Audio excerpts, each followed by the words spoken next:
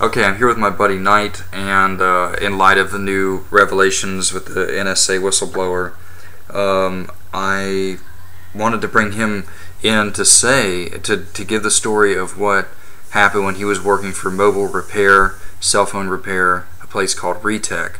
And back in the day, like a year or more than a year ago, he was an anti-conspiracy theorist, and we were always arguing.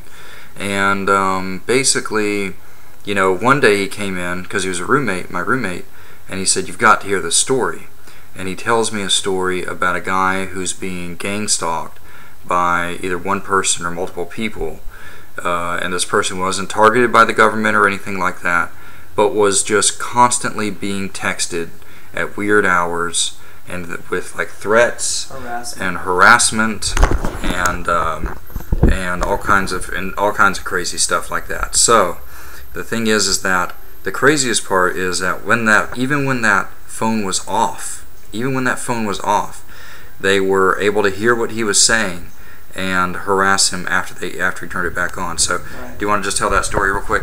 He goes into... Well, he goes, among the other stories, he goes into the police station to file a report, which he filed a few because he said it had been happening to him for like 2 years. Okay. So he went in to file a report one day, and he turned his phone off before he went in because he didn't want the guy recording him, because he said the guy could record him while the phone was on, and he would call the guy and text him, being like, "Hey, you were talking this and this and this," because he could record his phone calls. Yeah.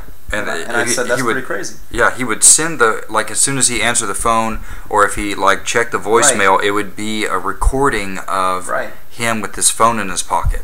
Right. Essentially. And, the guy, the harasser, would text the guy and call him with a voice changer and tell him and give him like you said, like a synopsis of kind of what was going on in his life, and he would harass him at like 2 and 3 in the morning, weird hours. Yeah. Well, he went into the police station one time and he turned off his phone because he thought that would stop it, from the guy like hearing anything. Yeah. And he gave the policeman a report, and then he turned his phone back on and he said, "Okay, I'll show you so and so what the guy had been saying."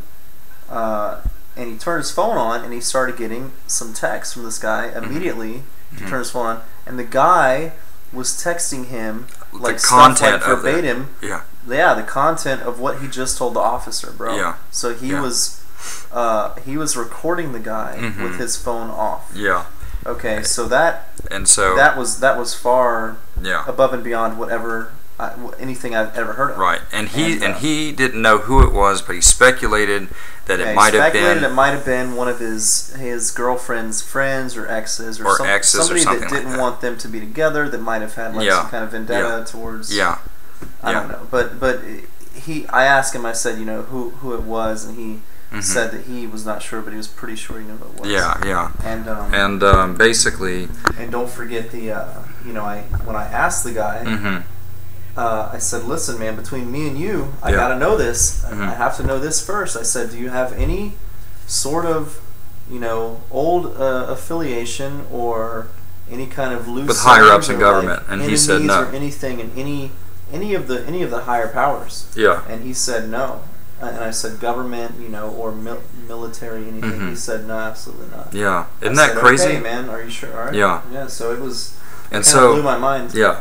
And so that's really, not only can they track your location, not only can they basically listen to you, and even with your cell phone off, okay, like you'd have to pull your battery out. Yeah, the only physical possibility is to pull the battery out. Sure. And then when I went in to renew, it was like, "Hey, do you want to get a smartphone? It's only 99 cents." So and you can't look at the phone. Basically, it's not easy to pull the battery out of this smartphone. So essentially, they're trying to basically hand everybody monitoring devices. Are you allowed to say the name of the smartphone that you got? An iPhone. I'm not sure which one it is. It's the 3GS. The 3GS, yeah. For 99 cents, yeah. And I do repair on those, and it's it's hard to take the battery out because they don't want to. They're all monitoring devices. You got to unscrew it and all Yeah. this stuff and take the back off And or the front off. that's right. So this Snowden guy who's coming out talking about Project Prism, he's sort of revealing. He's not revealing just how bad it is. I mean, they are literally listening to you all the time and in the weirdest ways, and not even the best people, but black market people. Okay, I was talking to a girl probably a couple months ago, and she said that her father always knew, like she thought her father was a good hacker, basically, but basically the father always knew what was in her Facebook messages, what was who she was in contact with, and with her text messages and stuff like that. And that was after she changed her password and stuff, right? Like that was right, after she exactly. Changed her Yes, password, even like if she multiple changed her times. password, Yeah, her father would know that she changed her password. And I personally know from dealing with these, what I think are COINTELPRO agents operating on Facebook, they have full access to everything you're doing. Absolutely. And so if they want to target Absolutely. you, they can target you. All right.